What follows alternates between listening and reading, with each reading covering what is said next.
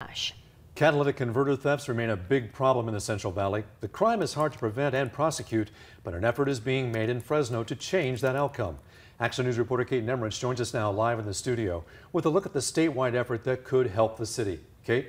Warren, the hope of joining a statewide task force is to be able to crack down on the crimes. People who have fallen victim to catalytic converter theft tell me it places a huge burden on them, so it's good to see the city taking more action. Catalytic converter thefts can leave people without a car. It was tough because after the first 30 days to rent a car, they had to turn back in, and then I ended up using a family member's vehicle for the remainder of the months.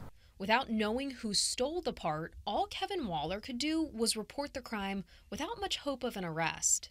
They weren't able to do anything. I just called in a report, made sure we got a report so the insurance company would be happy with the report.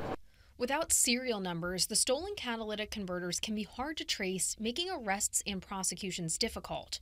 Earlier in the year, the city of Fresno passed an ordinance making possession of a detached catalytic converter without proof of ownership a crime punishable by fines and even up to a year in jail. Before, someone had to be caught in the act of stealing the catalytic converter to be prosecuted.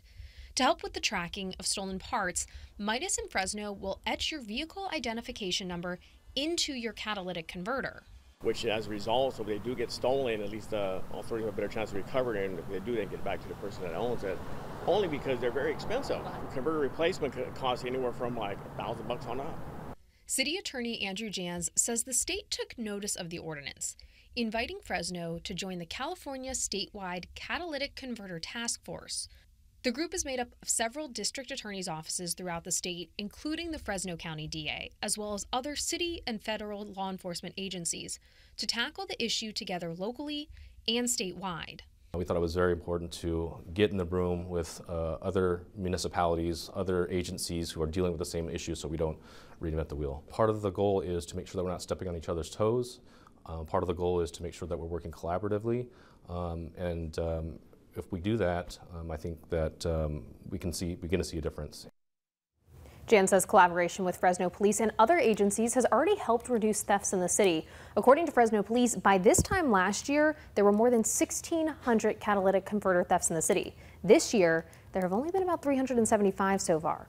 Margot, Warren?